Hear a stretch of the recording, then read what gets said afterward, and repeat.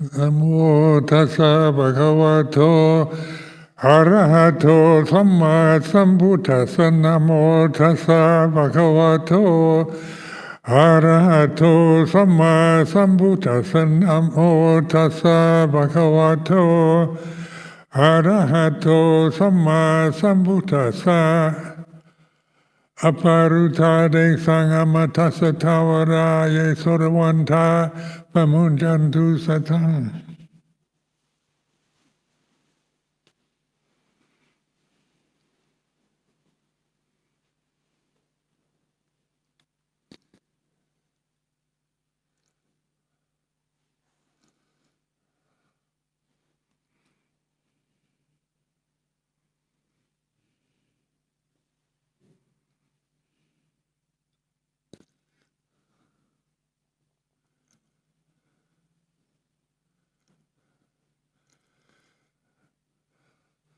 So since this is the end of the pansa, the wasa period, and I thought I'd talk about paying attention to the ending of sankharas, of conditions. This is a good practice to develop, to notice, to be the knower of endings of conditions, of emotions, of thoughts, of feelings, of traditional forms like vasa, day and night, end of the year. Because life, as you live it, is full of beginnings and endings. It's all about coming together, separating. Something beginning must end. This is the law of karma, cause and effect. So the karma is about sankharas. Their very nature is impermanent, and there's no separate soul or permanent individual self residing in any sankhara, no matter how personal some sankharas might seem at times. They are empty phenomenon. And this has to be verified. This is not a belief that Buddhists must accept. It's an investigation. Yoniso manasikara, getting to the very source, to the very where things begin and end.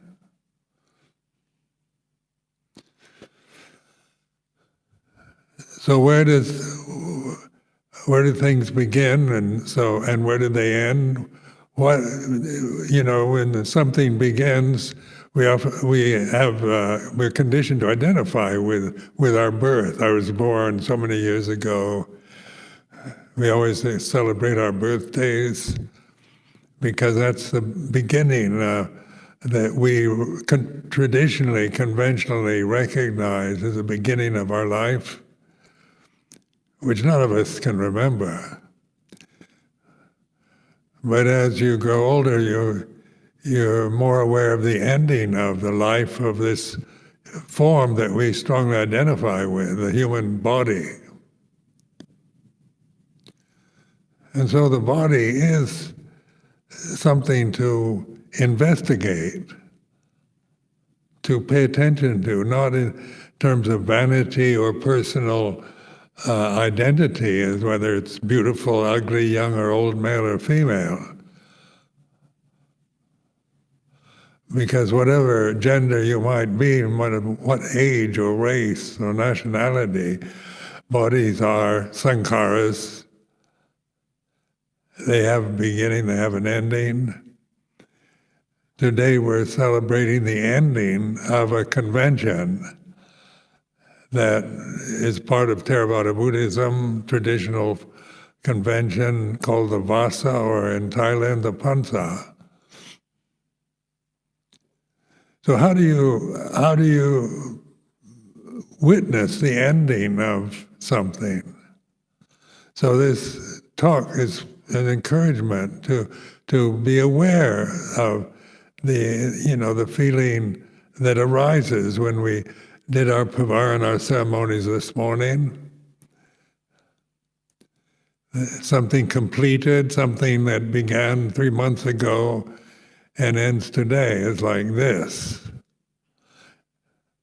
So it's like this is our way of reflecting, not about how good your pansa was, or how confused or miserable it was, or how fast it went, or how slow it seemed to drag on, or whether you enjoyed it or had insight, or you didn't have any insight. Then this is the self-view, about personal feelings regarding, at this moment, at the traditional ending of the pansa, your own personal take on what happened. It's individual, because you can't expect everybody to have the same experience for 3 months. We share the same convention, like in this at Amravati, or in the Wat Pah Pong in Thailand, Sri Lanka, and Buddhist countries, Theravadan Buddhist countries share the same convention. So the convention is not really personal. It's not something I established, or is my conventional form, or my genius that created Theravada Buddhism or Pansa. It was established many more years before this body was ever conceived of. So it's a convention, a custom, a tradition. So traditions are impermanent and not self, like all sankharas. So the word sankhara is a useful term. It's a generic term for all conditioned phenomena, which includes everything.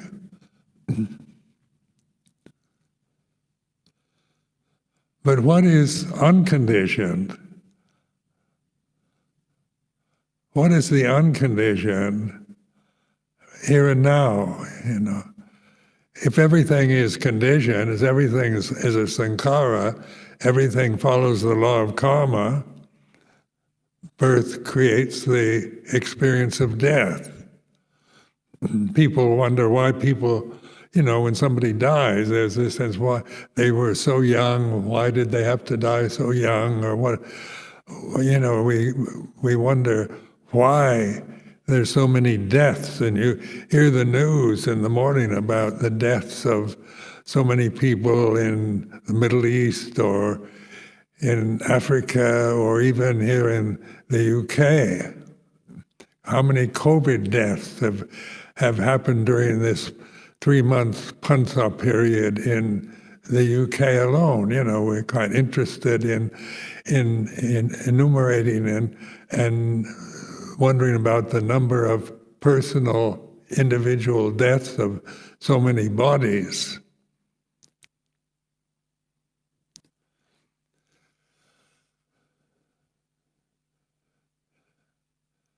So death is a mystery.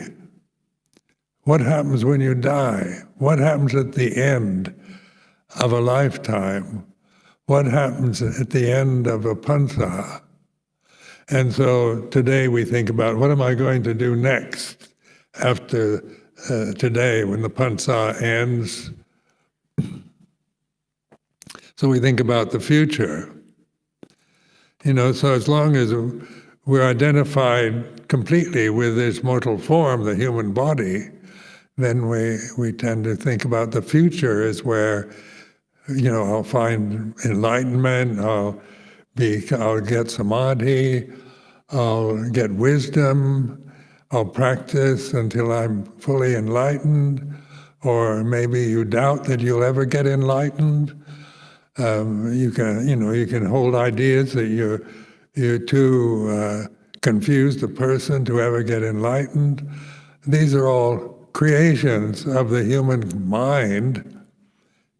In whatever language you conceive yourself in, it's all illusions. because they're like phantoms that arise and cease. The sense of myself as a separate person is like a phantom that I believe in. That my true nature is Ajahn Sumedho, phantom soul. That's an illusion. I can create it into a real fantasy.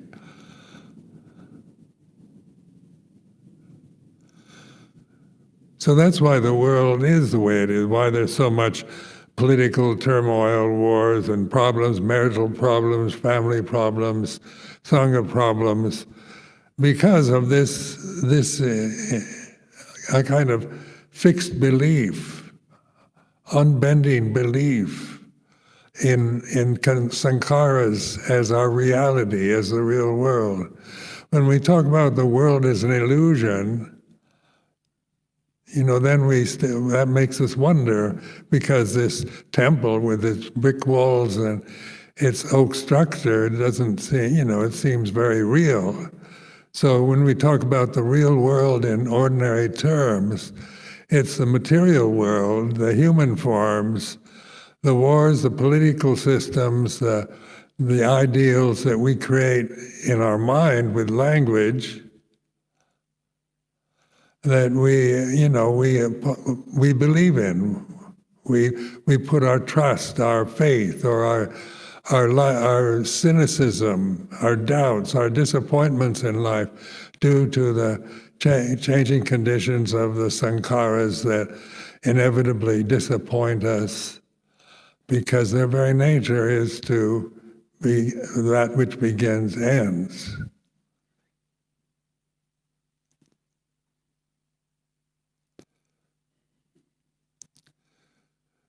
So just by reflecting on your own mental state right now, it's like this. Whether you're confused by what I'm saying, or you find it interesting or boring, it is the way it is.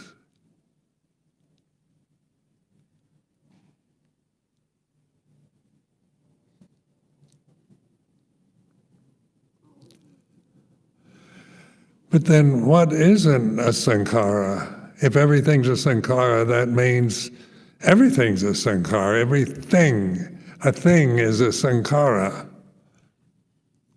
So in the English language, everything, the things are the world of sankharas, the mountains, the continents, the oceans, the populations of the planet, every thought, every feeling, the seasons changing, the sun and moon and stars, all sankharas. So they all share this characteristic of impermanence. And when we talk about anatta, that means they're not personal. Do not take your self-views personally. Do not make your life a personal problem. Do not make, however you're going to live it, as a person, there's always problems. Life isn't particularly an easy experience for anyone. And it, as idealistic as we can identify, even ideals are impermanent. So we think society or sangha life or relationships should be fair, and all that. That's an ideal.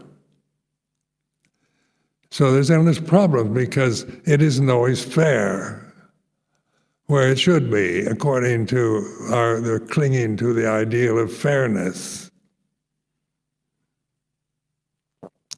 Because how can sankharas be permanently fair? They have not that ability to sustain themselves into a completely immutable state of fairness and justice and equality. The conditioned realm is about change, incessant change that's going on at this very moment.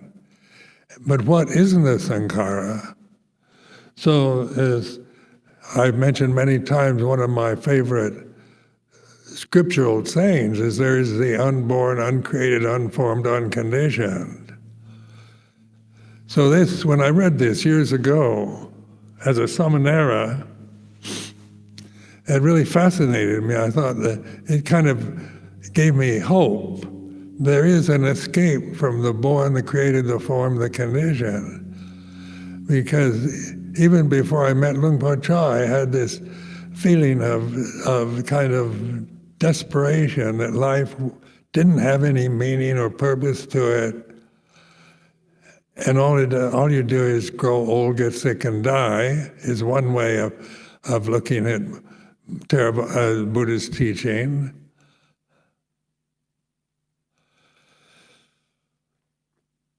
But what is the unborn, unconditioned, uncreated, unformed? So I made up this kind of koan or conundrum. Is there something unconditioned, permanent? If everything is impermanent, just to challenge my mind state, because I didn't doubt the Buddha's teaching,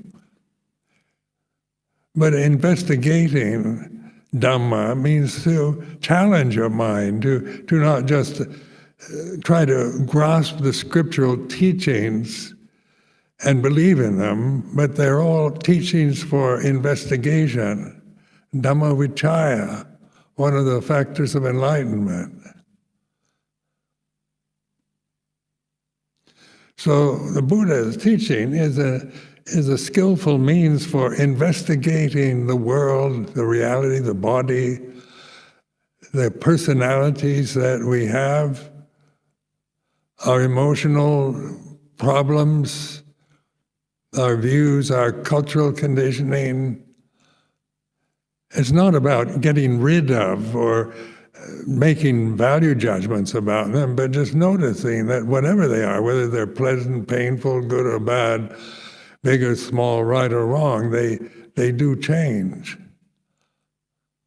And noticing that things end, the average person doesn't really investigate the ending of conditioned phenomena of sankharas.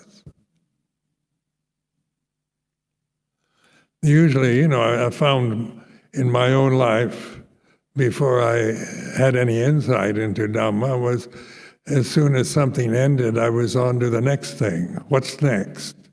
What do I do next? So, the ending or the ending of things, if some person you loved or were close to died, what happens to them when they die? What is death about? Death is the ending of this human body. We talk about death, it's about death of the body. So the body, decays, and either you cremate it or bury it, but whatever it does, it becomes nothing in particular but a few ashes or a rotting corpse in the ground, which are not particularly, uplifting perceptions.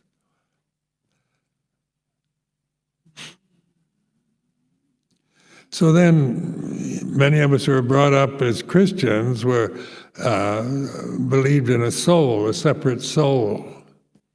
So this was part of my cultural conditioning. And this was that a soul is a very personal thing. Each person here has a separate soul that survives the physical death of the body. And that soul is judged after the body dies as if how good you've been or how bad you've been. you get to the relative places that called heaven and hell. So that's imagination, isn't it? Those are words, concepts that we create about the mystery of what happens when the body dies. What happened to my mother and father? They both died a long time ago. So when I went to my mother's funeral years ago in 1989, they were Roman Catholics. The priest said, Helen Jackman is now in heaven with Jesus. And of course that makes you feel good. Everybody wants, my mother was a very good person, so I thought, if anybody's in heaven with Jesus, it's Helen Jackman. And this was, but as a Buddhist monk, I found it not very helpful in investigating the reality of what's happened. Nobody was addressing the issue of grief, of the feeling of loss when somebody you love passes away. It was all about she's in heaven with Jesus, which is a very pleasant perception. But that's what it is. And how did he know? He didn't really know my mother that well. But it's a nice thing to say to comfort the feeling of the moment, make them feel good, because it's not that it's a lie, but it's not facing what's really happened, how you feel at this moment. And what I really enjoyed about Thailand, the Buddhist funerals in Thailand, was that they were used as an opportunity to reflect on death. So the first cremation I saw at Wat Pah Pong, when I was a new monk, was before Wat Pah Pong had a crematorium. They built that later. They used to just burn a human body on a pile of wood. And during that first year that I was there, a village woman died. She was an old woman. And they built a wooden coffin, just wooden planks nailed together, very crude. They put it on top of this pyre. And Luang Por Chah encouraged us to go and look at the corpse, which was, rigor mortis. There was no attempt to beautify the corpse. It wasn't any pearl earrings in her ears or lipstick, just an old village woman, kind of stiffened with rigor mortis, which you could contemplate. Well, I found that quite helpful to really look at what was going on at that very moment, here and now, in my own mind, because I'd never seen anything like that. So Luang Por Chah encouraged us to meditate on the death. And it's not depressing.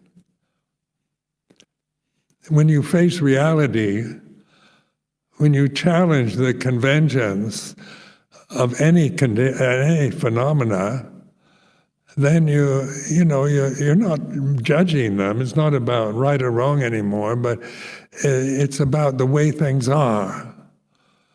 And of course, these are easily summed up in these two sentences: Sape sankhara anicca, all conditions are impermanent. Sape dhamma anatta, all Dhamma is not a personal self.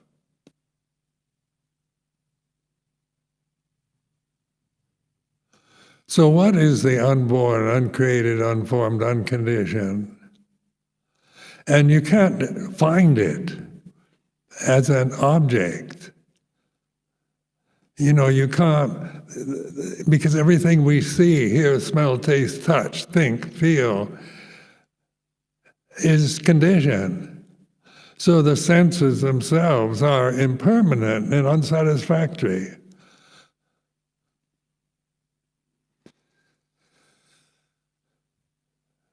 the senses, are not the sensual world that we're experiencing through these forms.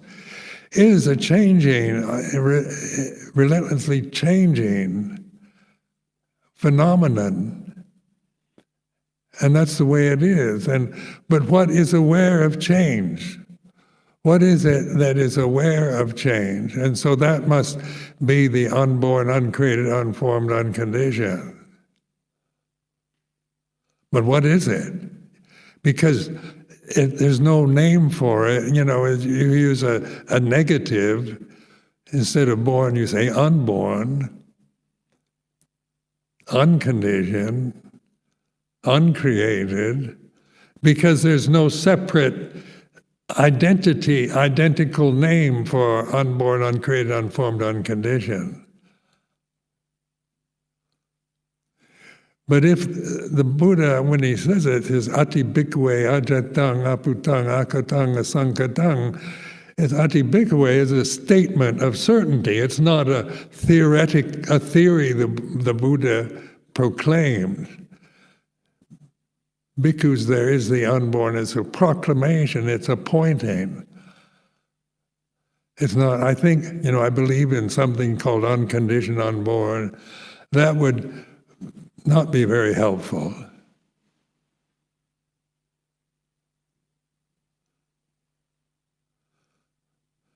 It was this ati bhikkhave always impressed me as a very clear assertion of reality. So if you have trust in the Buddhist teaching, then what is it? You can't imagine it. You can imagine heaven or hell right now, sitting here in the temple. You can imagine but then heaven and hell are conditioned phenomena.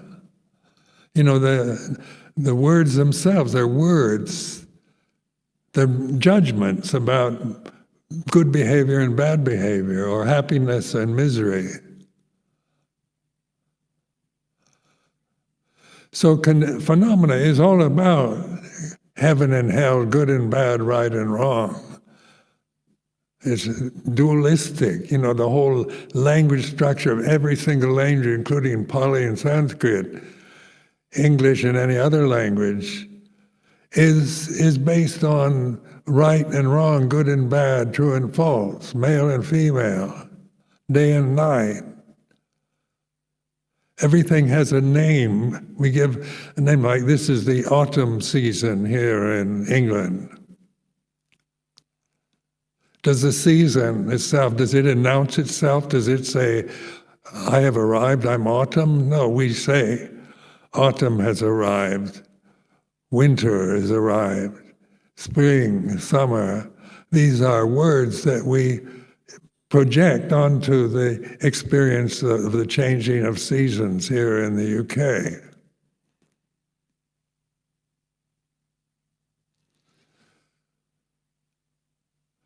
So what is the unborn, uncreated, unformed, unconditioned? And then I would question, can the born, the created, the formed, conditioned really it judges the conditions we create in our mind. We have, good and bad, right and wrong. So with language, we make value judgments. But without language, are there any value judgments?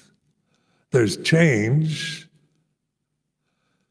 But what is aware of change? What is aware of the ending, the beginning or ending? What doesn't have a beginning or ending? These are the koans, the conundrums that I would ask myself. And through asking in this way, it's kind of investigating and kind of relentless questioning. If there is the unborn, uncreated, unformed, unconditioned, what is it? You let go of the condition, the form, the created, because it gets you nowhere in solving the problem.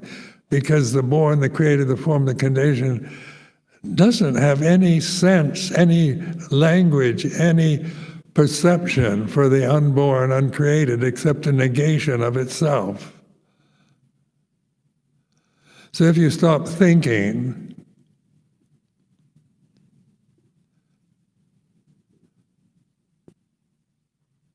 then what is there? And that's why I encourage this gaps between the words, or the sound of silence.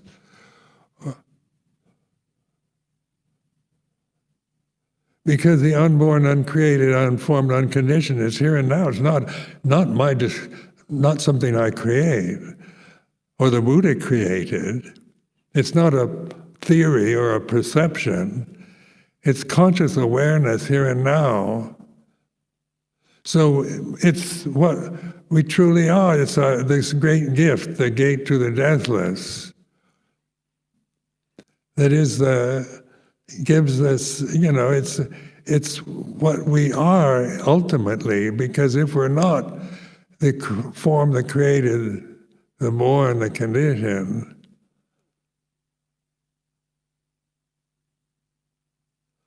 where do we end up? In oblivion? In annihilation? In some kind of nihilistic theory? Because some people accuse the Buddha of being nihilistic or annihilationist, which is just a negation, isn't it? An English word for the negation of the created, the form, the condition.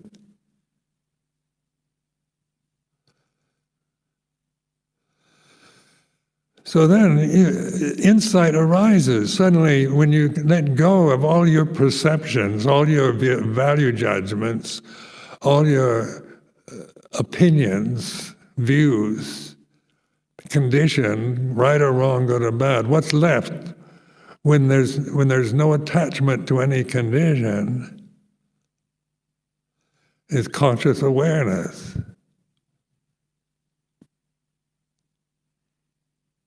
And that's here and now. I didn't create it. It's not created. It's unborn. It doesn't have a beginning or ending. So you begin to notice this, use this as a way of path knowledge, of trusting it.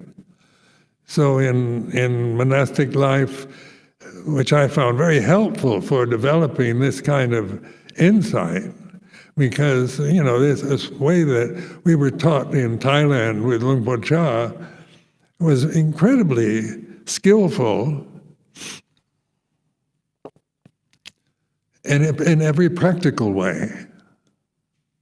So it wasn't just becoming a Theravada Buddhist monk and believing in Buddhism. It was nothing like that, but it actually was very practical and challenged one's own conditioning all the time. Being an American, the first foreigner in Luang Por Chah's Sangha, you had to deal with the problems of learning to adjust to a totally different culture, different way of life, different language, different food, different assumptions. So there's a challenge to the American conditioning, to the Christian conditioning, not in any direct way, but one always operated from the way you were conditioned. The personality view, how you saw yourself as a separate person. So in a Sangha of Thai monks, with the only Western monk present, you stand out.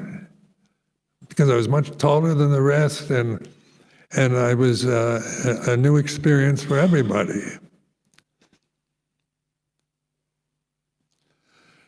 So this creates all kinds of confusing emotions.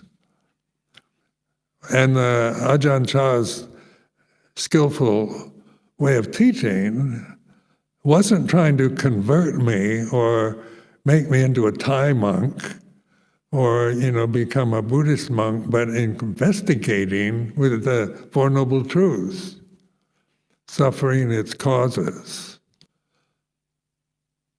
and non-suffering. So in the Four Noble Truths, the suffering is a condition, because we suffer all the time from the changing conditions that we're experiencing. Growing up is suffering, childhood, teenage, adolescence, youth, middle age, old age. It's all changing, and we try to control the conditions to make our lives as pleasant as possible. People take to all kinds of drugs and alcohol because you have moments of peace or quiet, or at least change from the dreariness of average daily life.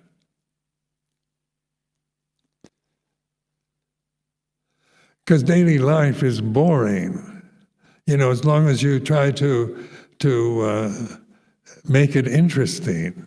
You read books or watch television, or try to create interesting relationships, or there's endless distractions to get you out of the boredom and dreariness of consciousness, and the way of consciousness that we identify as within the form.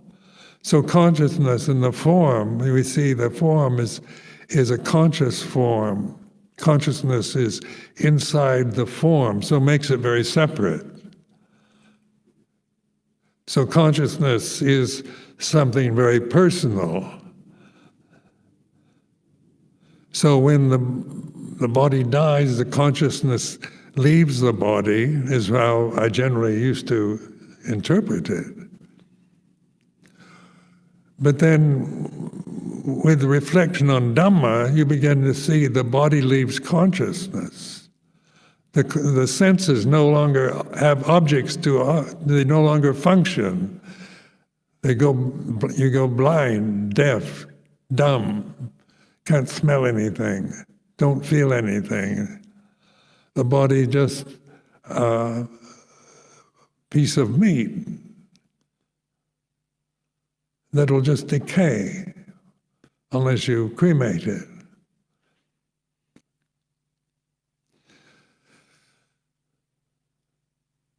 But when I lead these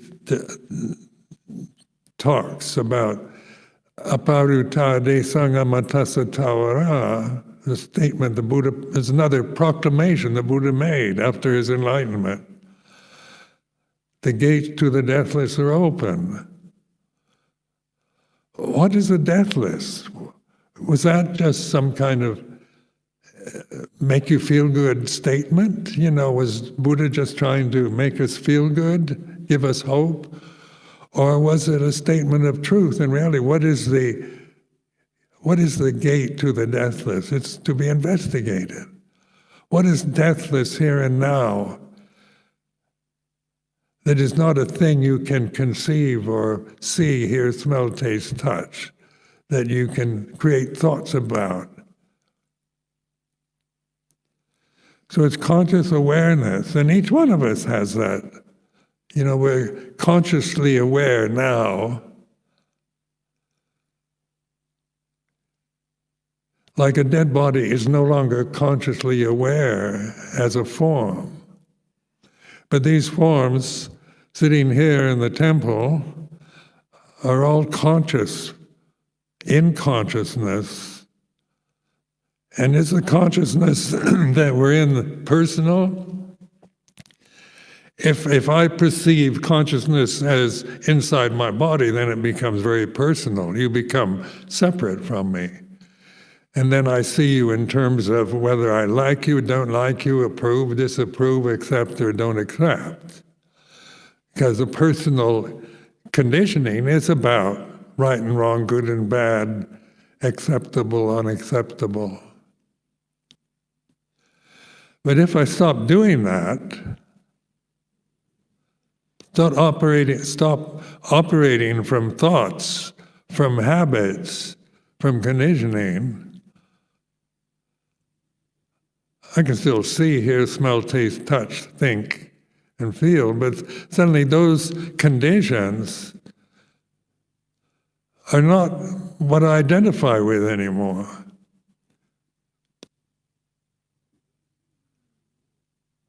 I can conventionally identify with them, so I answer to my name and so forth, and operate within the structures of monastic life, the Vinaya, and that, because that's the agreement that you make when you ordain. But and there's nothing, there's nothing wrong about it.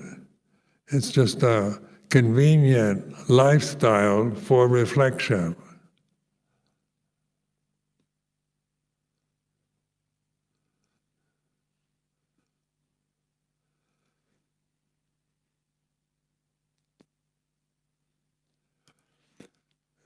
So mindfulness, the path to the deathless, Appamado Matapadang, in the Dhammapada, my favorite verse from Dhammapada,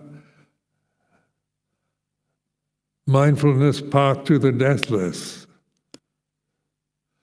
Pamado Machuno Padang, heedlessness is the path to death. Machuno Padang, Padang means path or way. Appamado Amatapadang. So that's conscious awareness here and now. That's the path to the deathless.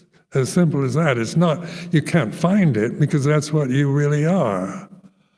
If you give up all your other identities, all your illusions, all your concepts and perceptions, biases and views and opinions, there's nothing left but conscious awareness that you can't find because it's here and now, and you're in the here and now. It's in the here and now. It's timeless.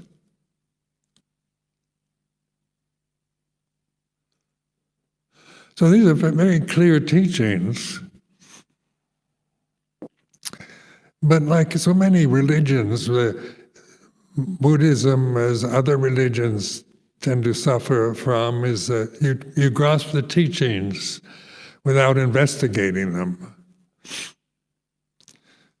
So you get what we call religions, about our belief systems, allegiances that we grasp and don't investigate the reality of the here and now, the reality of conscious awareness.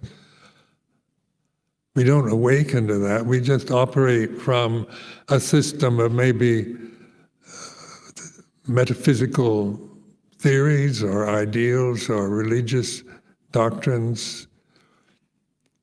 And of course, they're different. So all the religions are different. Why they tend to make value judgments about each other, because they put everything in their own perceptual habit forms that make Buddhism, Christianity, Islam, and all the rest something, to see them as enemies or something opposite or not good and not as good or even evil. So we make value judgments from our own blind grasping of our particular conditioned view. And that's why there's religious wars even amongst Buddhists. There's so many views about Mahayana, Hinayana, Theravada, Vajrayana. You can have conflicting relationships with other Buddhists about just the teachings of the Buddha. Not to mention any other religion that seems to get caught in internal struggles, sectarianism. Where does that come from? From the thinking process. If I believe I'm right, then if you don't agree with me, then you're an enemy, you're wrong. It becomes very black and white. And if you're an enemy, then I'm afraid of you. You're a threat to me personally.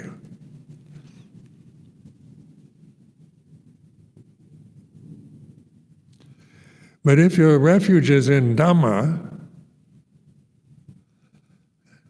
then there's no threat, because you no longer believe grasping right and wrong, good and bad, or my way is the right way, or your way is wrong. You no longer function from that. You're no longer creating prejudices or biases in your mind, or if you do, you see through them, because it's your conditioning, your cultural conditioning, your class identities, gender identities, they're all conditioned views.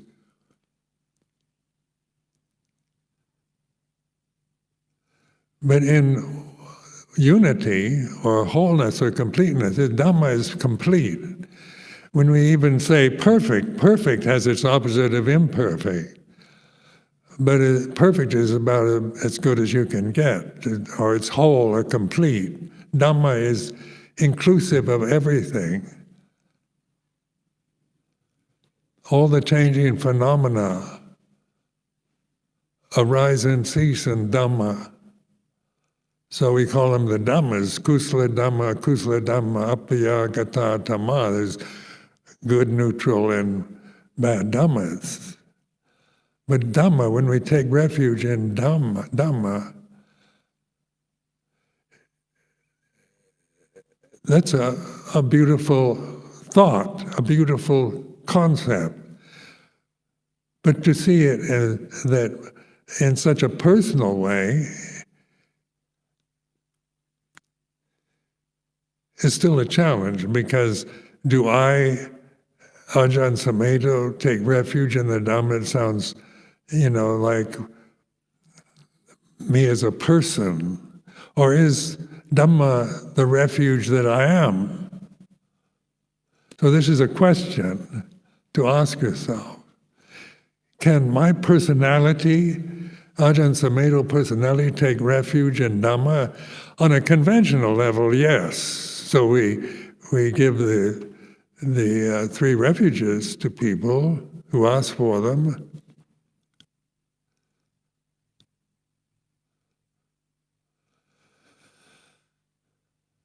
And it's a convention that's quite, it has its point. It's for a convention, it's very useful. But the point of the scripture, the suttas especially, is for investigation. Not to just create faith and trust in scriptural teachings, but to actually apply them to the reality that we are in the present, here and now.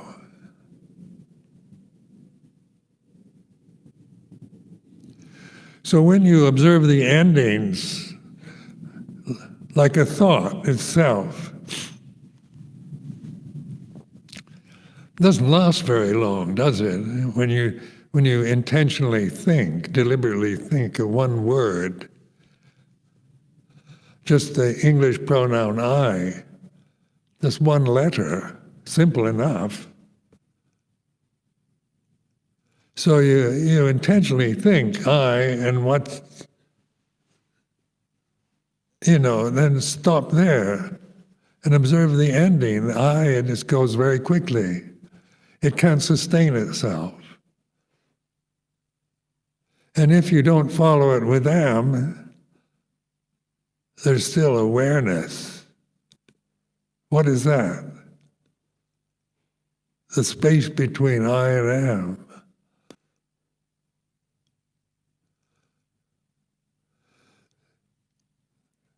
Do you create that space? Is that a cultural conditioning? Is that particularly Buddhist? Is the space between the pronoun I and the verb am, is that Buddhist? Or is it special to the English language, or Thai, or French, or any other language? Pali, these sacred ancient languages from India? Pali, Sanskrit? So any language, it works. The space is not cultural. It's not English or Thai, Sri Lankan. But it can be completely ignored because we're conditioned to go, I am Ajahn Sumedho. I am a Buddhist monk. And so on a conventional level, that's conditioned because I didn't always identify with that. I chose to be identified with this tradition by ordaining as a monk.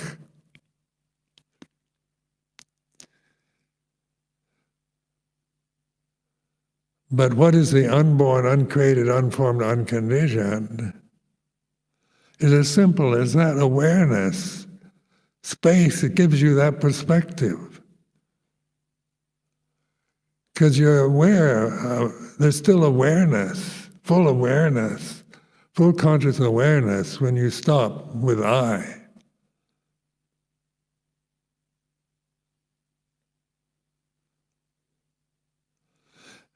And just even though it's hard to sustain that kind of emptiness, as you keep repeating it over and over till you suddenly, it clicks, suddenly it makes sense. You have an insight into it. You're not trying to believe Ajahn Sumedho's teaching or Buddhist teaching or about space and the gaps between words, but you're actually noticing awareness of emptiness, of non-thought, the ending of a thought. Apply that to emotions. Because emotions, we're very emotional creatures. We identify so strongly with what we're feeling. We've got to deal with greed, hatred, and delusion. With greed, sexual desire, with anger, with resentment, with jealousy, fear, all these strong emotions. There's so much, in the conditioned realm to be afraid of. If you see everybody as separate from yourself, if I believe I'm a totally separate, independent individual as a physical form, then there's a sense of fear of everybody. Because you're all a threat. Whether you approve of me or don't like me, or you want to kill me or you want to hug me. How much of your life is spent in trying to get people to like you because of fear if they don't like you. Just, reflecting on the life of a personality, of your own personality. Wanting your parents' love, your mother and father's attention.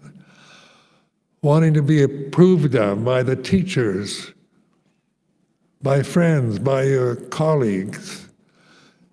In fear of being humiliated, fear of embarrassment, fear of failure.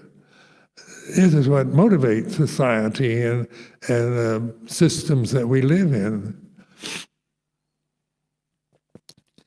Just the idea of I've got to prove myself to you, to the world, as a separate physical form that's old already and going to die in a few years. It's quite interesting being old because you look back at your life and you can reflect on all the assumptions you've made as a layperson, as a monk.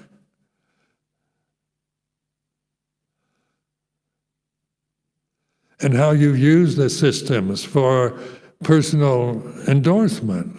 One thing I found I liked about living with Ajahn Chah was I felt really loved by Ajahn Chah, felt really accepted. I never felt that in my own family in America. So strangely, to go to an Asian country and find Luang Por Chah, who seemed to just accept me, completely, was quite a kind of wonderful experience, and taking it very personally as, feeling I'm special. Because I was special. I was the only Western monk in the Sangha then. And then feeling special is a very nice feeling if you feel that you're not special or that nobody likes you. So all these are common enough because they're based on accepting, unaccepting, good and bad, right and wrong, which we are strongly conditioned to never question, to operate always from these perceptions.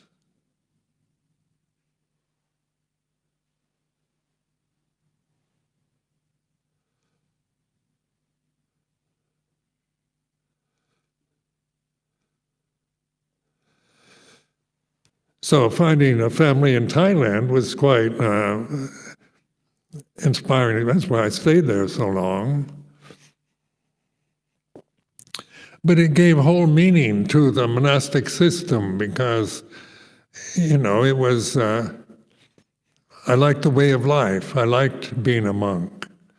And in those days, Wat Pah Pong was didn't have a very basic kind of lifestyle. I didn't mind that. I didn't mind any of that, the kind of primitive lifestyle we lived. Because it gave me hope that there's a way out of suffering, there's a way out of the born, the created, the form, the condition. Because there is the unborn, uncreated, unformed, unconditioned.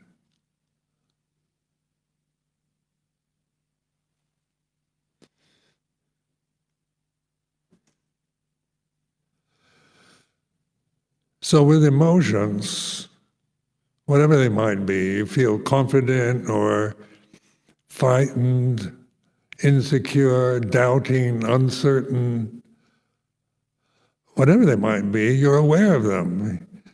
People say, I have a lot of fear, or I'm very confused. So that shows you're very much aware that your mental state is a confused one or a frightened one. But that awareness, the mental state has a quality of fear or confusion. But awareness, if you trust the awareness of it, confusion is like this, or fear is like this. You're not trying to get rid of it or indulge in it, but accept it. It's here and now. It's what the awareness is focused on. This feeling of fear is like this. And if you sustain that attention till the fear ends, because fear is impermanent and not self. So then you have this sense of fearlessness, because the unborn, uncreated, unformed, unconditioned is fearless. It has no quality of fear in it. Conditioned phenomena can still arise and cease according to the conditioned realm. But your refuge is with the unborn, unconditioned, unformed.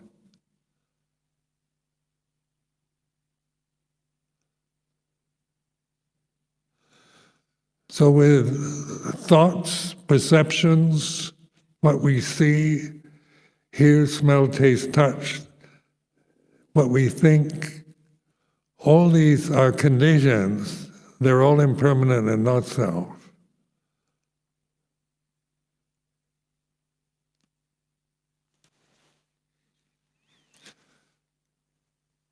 So what is our refuge is in awareness, conscious awareness, which is not self.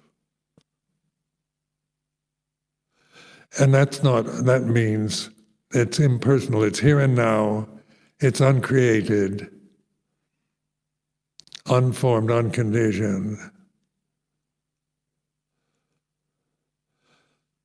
So when you keep reflecting, and it has to be like, I used to compare it to a rat chewing through a wall. You keep going till you break through. So in the challenges of life, the different experiences that we have in monasteries or wherever we happen to be, the refuge is in the unborn, uncreated, unformed, unconditioned. So we use what we experience through the senses because we know what it is. We know it's impermanent and not self. And suddenly it loses its importance.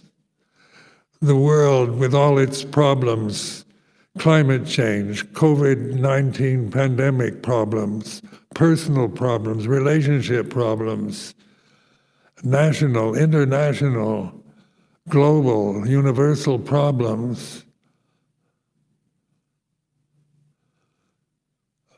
are the born, the created, the form, the conditioned.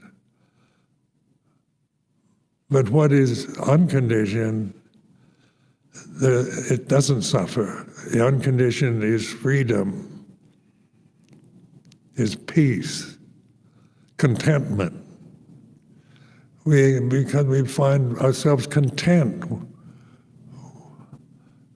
Inside we feel a sense of contentment and kind of joyfulness that is the very nature of conscious awareness.